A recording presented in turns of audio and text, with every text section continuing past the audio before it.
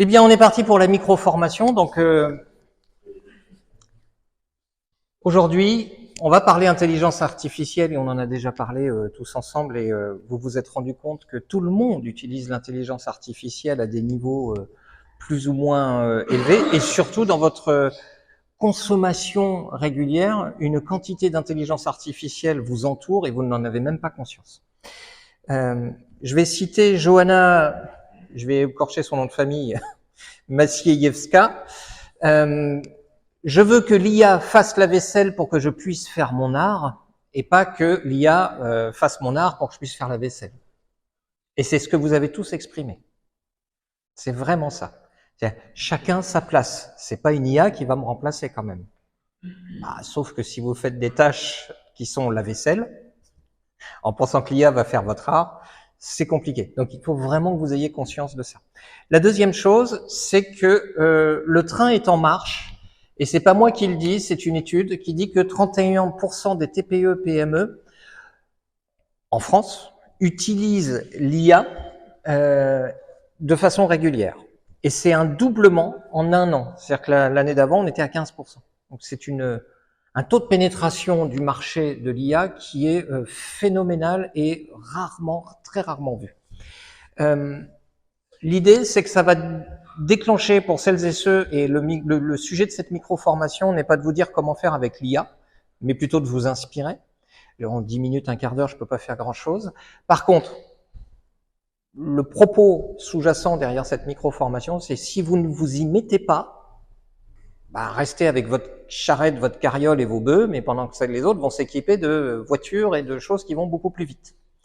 Donc, les décalages concurrentiels, ben, 30% des entreprises sont déjà passées à l'action. Donc, si vous vous y mettez pas, ça va être compliqué. On a vu que même la banque s'y met. Donc, quand les banques s'y mettent, c'est que généralement, c'est déjà trop tard.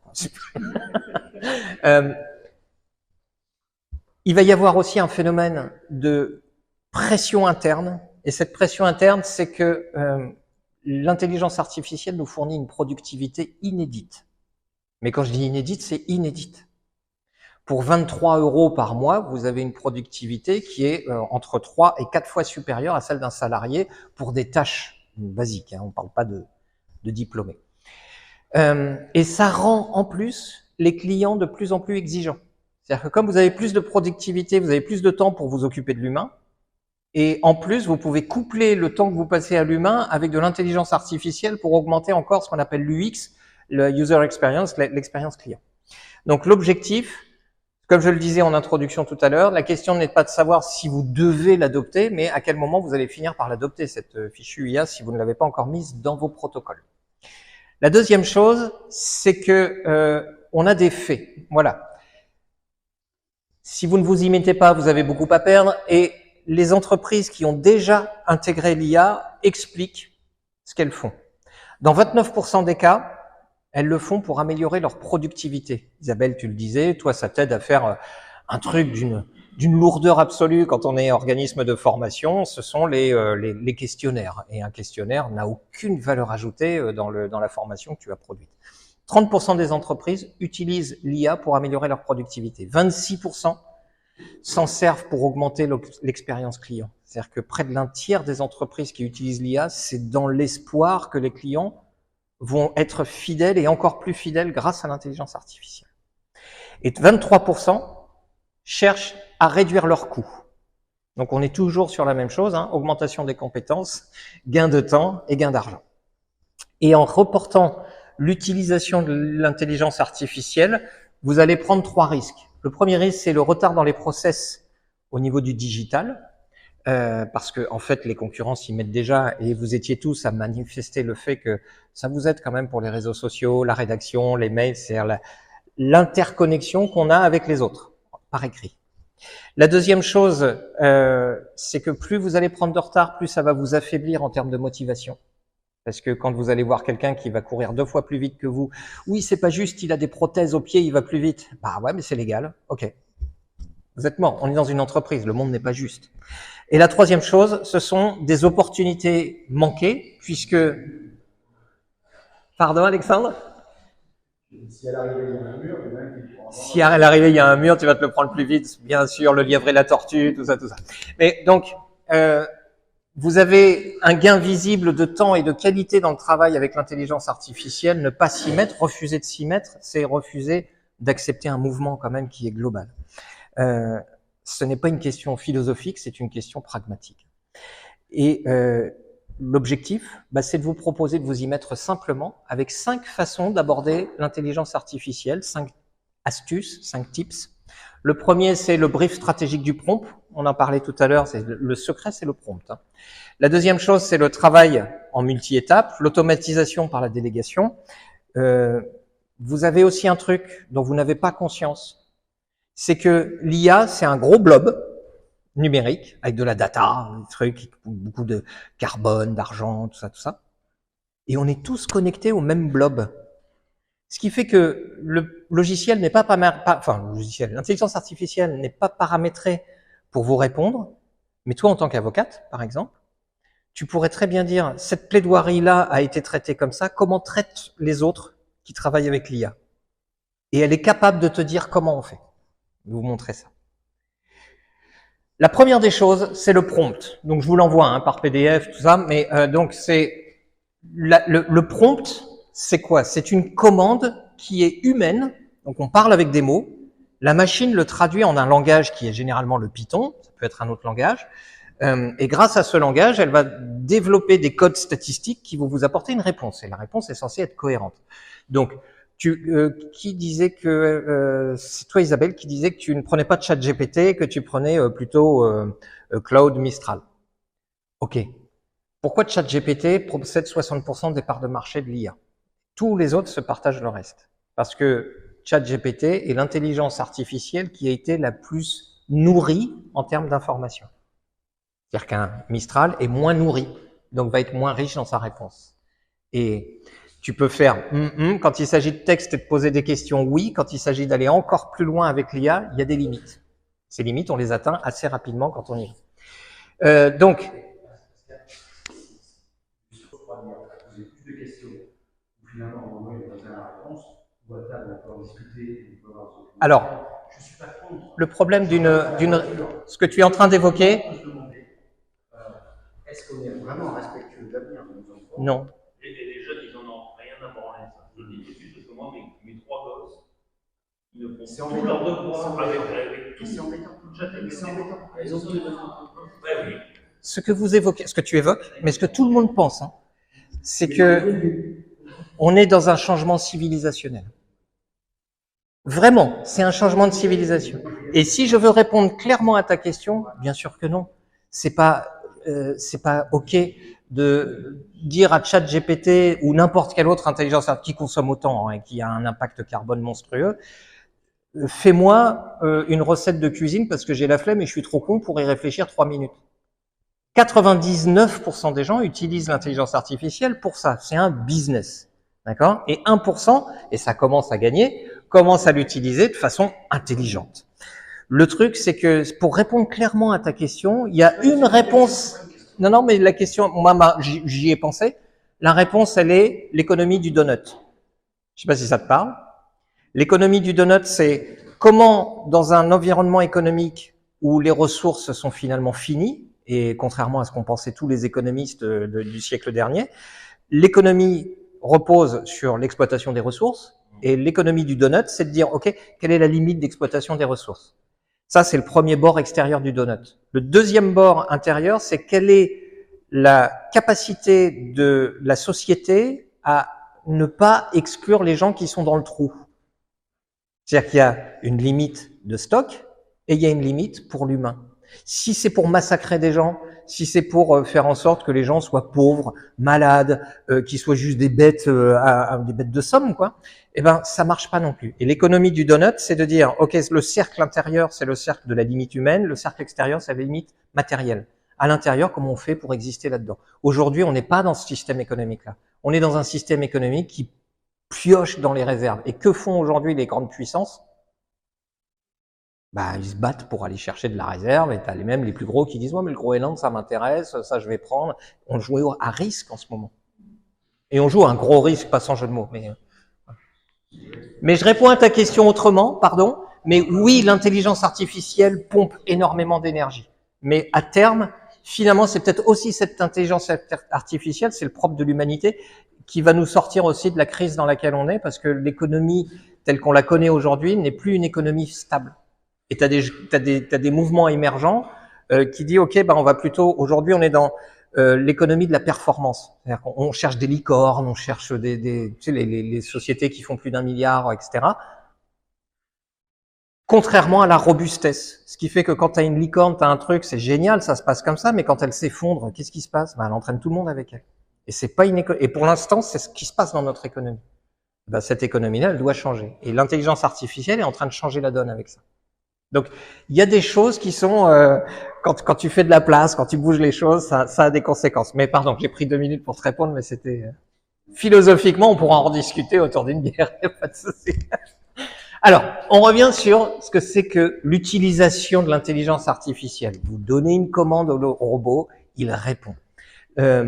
Pour pouvoir donner une commande au robot, vous devez utiliser 4 axes. Toujours le contexte.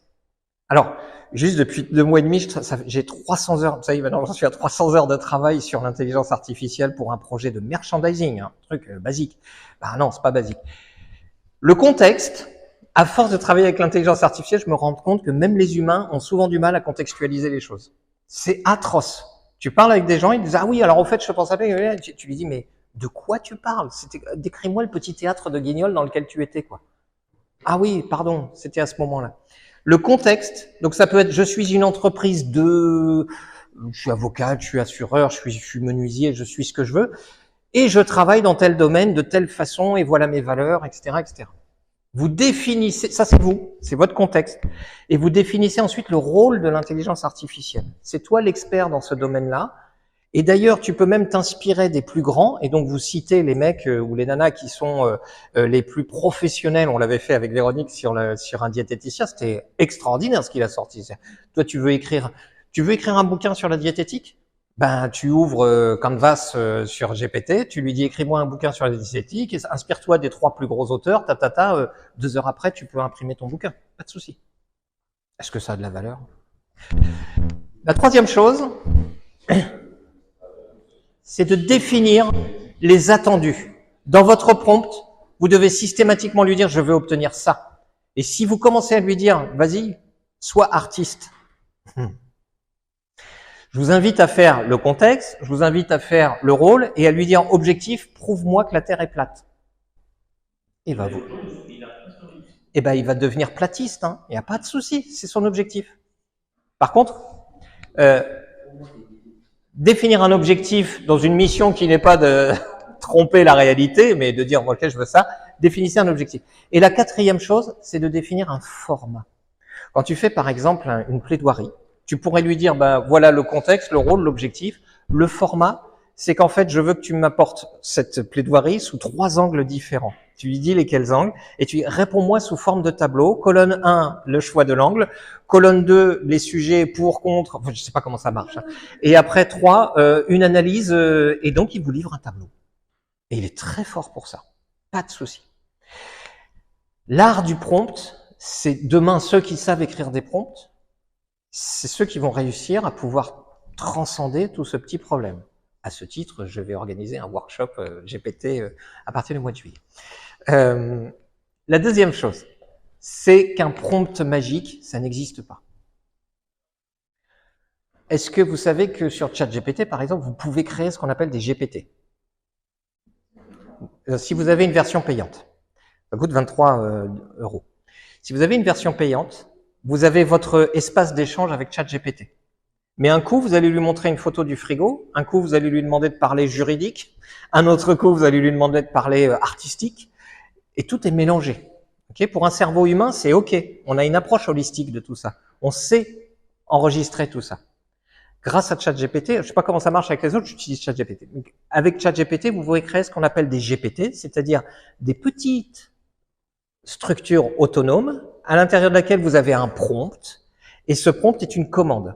Prends ce fichier, sépare-le en 5 colonnes et ajoute des données en calculant et livre-moi le fichier après. Ça peut être une mission très ponctuelle pour le prompt. Ou alors un prompt qui dit « Ok, à chaque fois que je t'ouvre, tu vas me trouver une solution marketing pour faire une communication sur les réseaux sociaux et tu vas me développer tel sujet pour LinkedIn, pour Insta, pour Facebook. » Et il va vous donner le truc, plutôt que de prendre le même texte et de le copier-coller dans les 3 réseaux, il va vous faire une adaptation. Et ça, vous lancez le prompt. J'ai découvert qu'un prompt de GPT a 8000 caractères maximum. Quand vous commencez à taper dans la limite du truc, vous dites « Ok, j'ai commencé à écrire des prompts. » Et l'IA travaille de façon linéaire. Quand on fait une mousse au chocolat, quand un être humain pense mousse au chocolat, il peut la conceptualiser dans le frigo fraîche, prête à être mangée. Il peut la conceptualiser avec les objets pour la concevoir. Il peut conceptualiser comment on fait, et tu vas dire à un être humain, bah écoute, d'un coup tu fais chauffer le chocolat, parce que ça va devoir refroidir, et puis après. Sauf que ChatGPT, il va avoir besoin d'une linéarité dans la tâche. A, tu commences par faire ça. B, tu commences par faire ça. C, tu commences par faire ça. Ce que je suis en train de vous dire, c'est que si vous laissez la main à ChatGPT, vous êtes mort. Alors que si vous lui dites, je veux ça, et tu fais ce process-là, vous êtes en train de créer une industrialisation d'un process.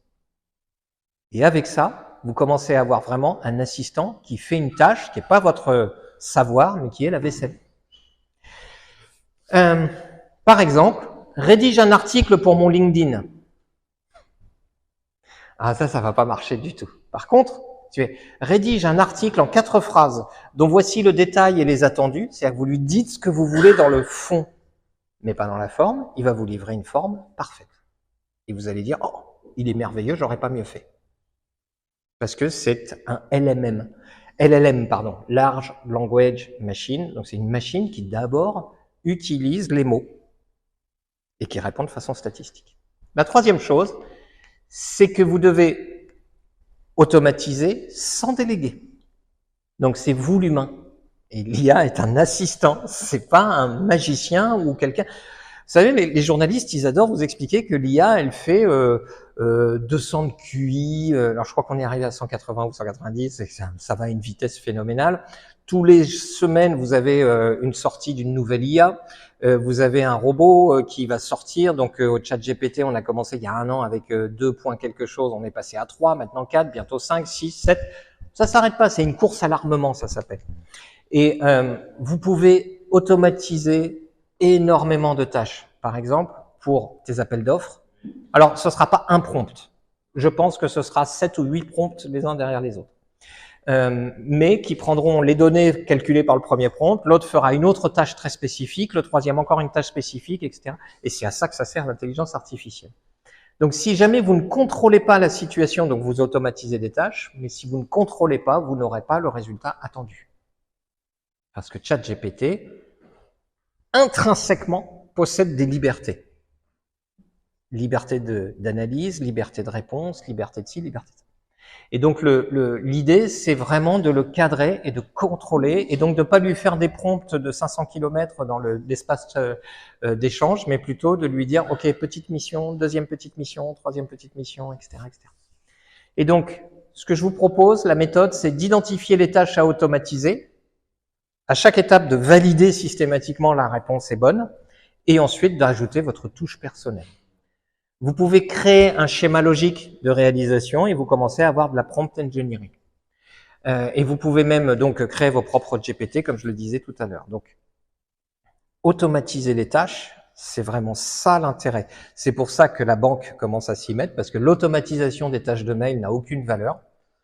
Quand tu fais une relance, tu fais une relance. Quand tu fais une confirmation, c'est une confirmation. C'est juste pénible de saisir les mots. Là, l'intelligence artificielle va te faire gagner 5 minutes par mail. Et c'est énorme déjà quand tu dois en faire 20, 30 dans la journée, multiplié par le nombre d'agences, de conseillers, etc.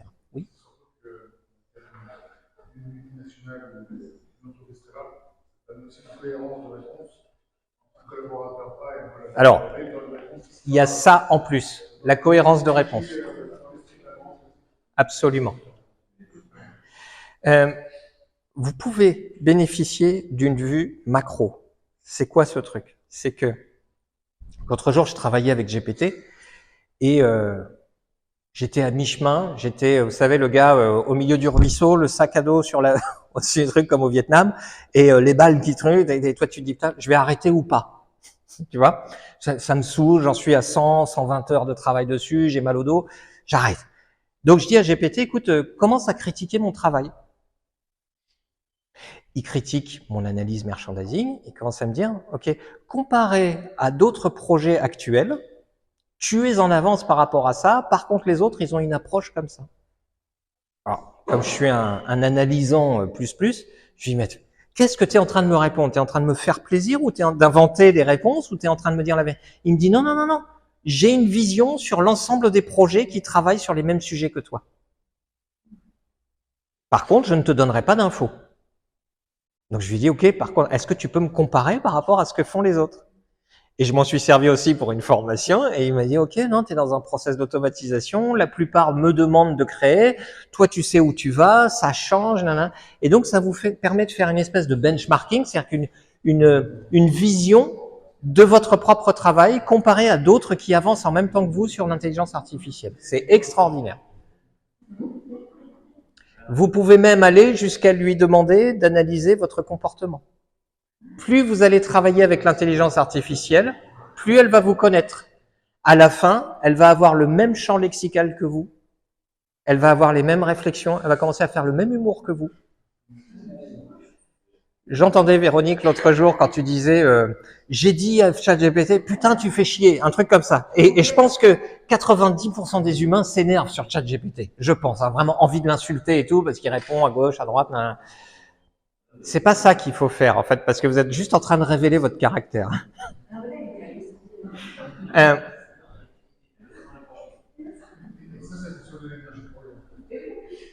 Et ça fait gâcher de l'énergie pour rien. En fait, l'intelligence artificielle vous oblige à être très cohérent, très procédurier et surtout, si tous les managers du monde pouvaient traiter leurs salariés comme on fait quand on fait une intelligence artificielle pour avoir un résultat, pas pour lui dire « putain tu fais chier » et que l'intelligence artificielle dit « désolé, j'aurais pas dû te parler comme ça, tu as raison, merci de me recadrer, nanana », mais plutôt de dire « ok, je suis calme, je lui demande juste le truc, do the job, file-moi la réponse, ok ». Voilà, et je te donne les bonnes infos et tout ça. C'est moi, c'est ma faute. Et quand tu commences à avoir une réflexion qui dit, c'est pas l'intelligence artificielle qui est trop intelligente pour me donner une réponse, c'est moi qui suis pas adapté et je lui donne du pouvoir qu'elle n'a pas. Tu comprends le truc? ChatGPT, l'intelligence artificielle, c'est Rayman. Vous vous souvenez de ce film avec Tom Cruise? Rayman? Oh, je suis un excellent conducteur. Bon, il va dans l'allée, quoi. Par contre, quand tu jettes une boîte d'allumettes par terre, il sait te la compter en 2 secondes. Ben, ChatGPT, c'est ça. La 5e chose, c'est le contrôle et la fiabilité. L'intelligence artificielle va pouvoir vous faire de l'hallucination, mais pas que. Elle peut aussi tricher, plagier, faire des erreurs d'interprétation de vos commandes. Donc répondre à côté parce que vous n'avez pas été assez précis. Imaginez, vous lui dites l'objectif, les attendus, la forme de la réponse et vous avez oublié le contexte. Bah, il va pas vous répondre correctement. Et vous allez dire, mais t'es con, tu m'as pas donné la réponse. Mais c'est pas ça.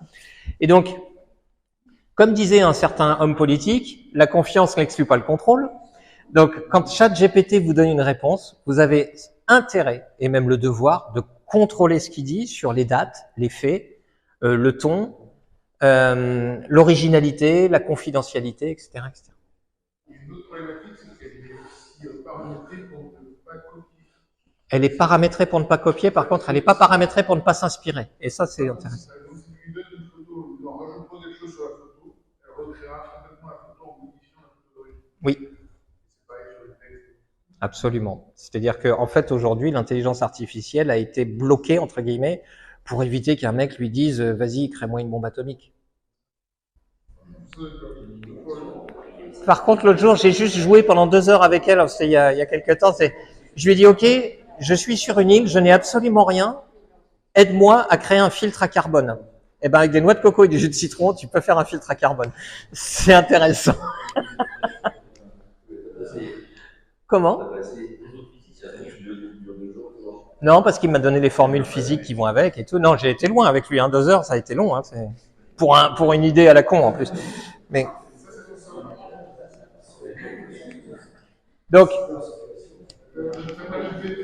Si vous adoptez, je vous en prie, on continue. Si vous adoptez ces 5 conseils, eh bien, vous allez pouvoir gagner du temps et de la productivité. Au départ, il y a toujours un apprentissage. Rappelez-vous quand vous appreniez à conduire, la première, la seconde, la marche arrière, le truc, ça, les jeunes conducteurs sont les plus dangereux parce qu'ils maîtrisent pas la machine.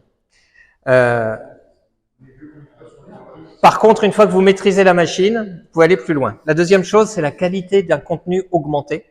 La troisième chose, c'est une inspiration stratégique renforcée. C'est pas ChatGPT ne doit pas vous dire comment faire, mais ChatGPT doit vous accompagner dans votre réflexion. Donc souvent, mes prompts finissent par « Qu'en penses-tu ? Quel est ton avis ? Quelle est ton analyse précise ?» Et quand je vous garantis que quand il analyse un fichier Excel, il faut lui redemander 3 fois pour qu'il bien il analyse. Et ça va vous permettre d'avoir moins d'erreurs et plus de crédibilité.